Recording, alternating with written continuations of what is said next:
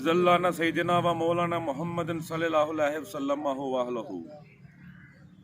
हज़रत खालिद बिन वलीद रज़ी अल्लाह ताला अन्हो, आपको लक़ब दिया गया है सैफुल्लाह। सैफुल्लाह का मतलब है अल्लाह की तलवार।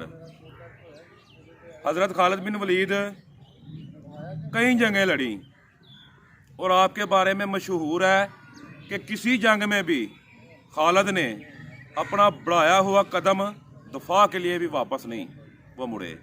दफा के लिए होता है ना कि इंसान दफा के लिए वापस आ जाता है जंग के मैदान में, वो दफा के लिए भी कभी वापस नहीं आए थे, हमेशा आगे ही बढ़े थे।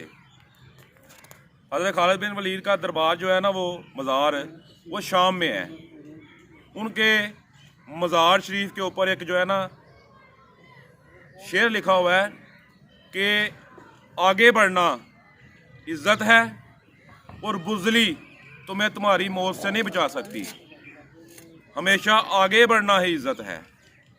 हज़रत खालिद बिन वलीद की 9 तलवारें मैदान जंग में टूटी जंग करते हुए, और आपकी तलवार का जो वज़न किताबों में मैंने पढ़ा है ना, एक तलवार का वज़न 100 किलो वज़न था आपकी एक तलवार का।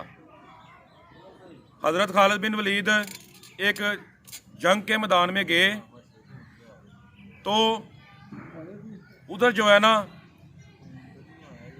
तमाम सहाबा आगे बढ़ रहे हैं, हज़रत खालिद बिन वलीद उधर ही खड़े हैं। सहाबा बड़े परेशान हो गए। सहाबा सोचने लगे कि आज तक किसी जंग में ऐसे हुआ नहीं कि खालिद खड़े रहें, खालिद तो सबसे आगे होते हैं। तो सहाबा ने जाके हज़रत खालिद से पूछा कि हज़रत खालिद बिन वलीद क्या वजह है कि आप आज आगे नहीं बढ़ रहे? तो आपने फरमाया कि मेरी ना आज पगड़ी वो घर रह गई है, तो मैं बड़ा परेशान हूँ। तो सहाबा कराम ने ना अपनी पगड़ियाँ उतारना शुरू कर दी कि खालिद आप हमारी पगड़ी ले लें और मैदान जंग में आए आगे।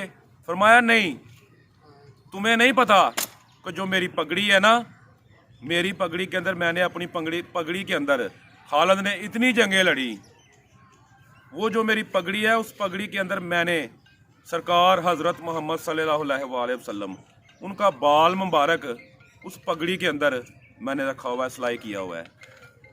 और उस बाल मुबारक की वजह से खालिद ने जितनी भी फतूहात हासिल की हैं ना, वो उस बाल मुबारक की वजह से हैं। आज मेरे पास वो पगड़ी नहीं है तो मुझे डर लग रहा है कि मैं कैसे आगे जाऊं जब तक वो मेरी पगड़ी ना आए। तो इतनी देर में ना अबैदा बिन जराह जो है ना, वो मदीने में सोए हुए थे। तो अबैदा बिन जराह को सरकार हज़रत मोहम्मद सल्लल्लाहु अलैहि वसल्लम की ख्वाब में ज़ियारत हुई। तो सरकार ने फरमाया, अबैदा मेरा खालिद उधर मैदान जंग में और तुम सो रहे हो, जाओ उसका जाके साथ दो। तो अबैदा बिन जराह ने लश्कर तैयार किया, वो खालिद बिन वलीद के पीछे चले गए। जब गए ना तो रास्ते में आपने देखा एक घोड़सवार जो है ना बड़ी तेज़ी से जा रहा है।